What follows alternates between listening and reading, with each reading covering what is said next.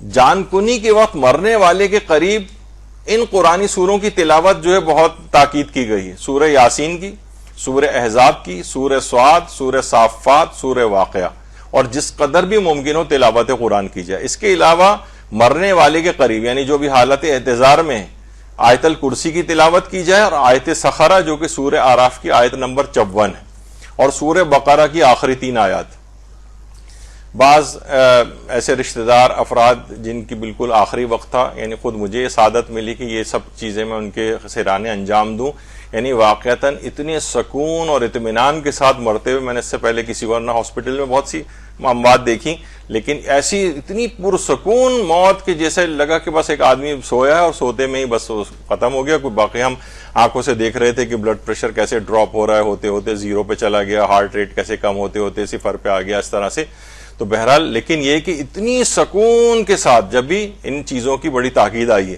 اب کہا جائے کتاب، یہ تو قرآن تو کتاب ہدایت ہے، ان سوروں کو پڑھنے کا اس کو کیا فائدہ؟ تو دنیاوی حاجات یا اس طرح کی چیزوں کے لیے تو اسے پڑھنا ہی نہیں چاہیے. تو کیوں ان چیزوں کی تاکید کی گئی ہے؟ اور آیات میں آیت الکرسی، آیت سخرہ اور سورہ بقرہ کی آخری 3 آیات، یہ آیت اللہ سیستانی نے بھی اپنے فتوے میں لکھی، آگے چل کر میں انشاءاللہ ان کا بھی پیش کروں گا. تو ان چیزوں کے بڑے زبردست اثرات ہیں. اور اس وقت وہ والا بھی ہو جاتا ہے کہ جناب اس میں تو غور و فکر و تدبر ہونا چاہیے، خالی جس کے معنی بھی ہمیں پتہ نہ ہو. تو دیکھیے اس میں اس وقت کہاں یہ مردہ کوئی غور و فکر و تدبر کرے گا اس وقت بیٹھ کر، یا آپ غور و فکر و تدبر کریں گے جو بالکل جان جا رہی ہے سورہ یاسین، احزاب، صاد، صافات، واقعہ اور اتنی ساری آپ کو پڑھنی. تو دیکھیے آپ کو اگر معنی نہیں بھی پتا ہو نا، تو کہا جاتا ہے کہ جس طریقے سے کوئی گولی ہے، مثلا کسی کو بخار ہے یا درد ہے، تو اگر کوئی پروفیسر آف فارماکولوجی بھی اگر کھا رہا ہے نا گولی، تو اس کے اوپر بھی ویسے ہی اثر ہوگا.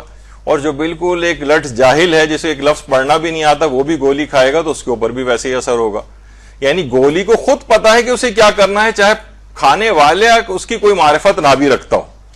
اسی طریقے سے قرآن کی یہ سورہ اور آیات بھی ہیں، ان قرآنی آیات اور سورہ کو پتا ہے کہ اسے کیا کرنا ہے، کیا کیا فوائد پہنچانے ہیں، کیا کیا اثرات ہونے ہیں، چاہے اس سامنے والے کو یا پڑھنے والے کو ان کے معنی تک بھی نہ پتا ہو.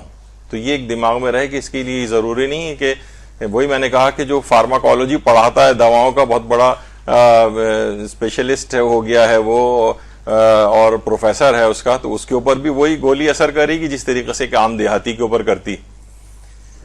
تو بہرحال یہ سب چیزیں فائدہ مند اس لحاظ سے ہیں.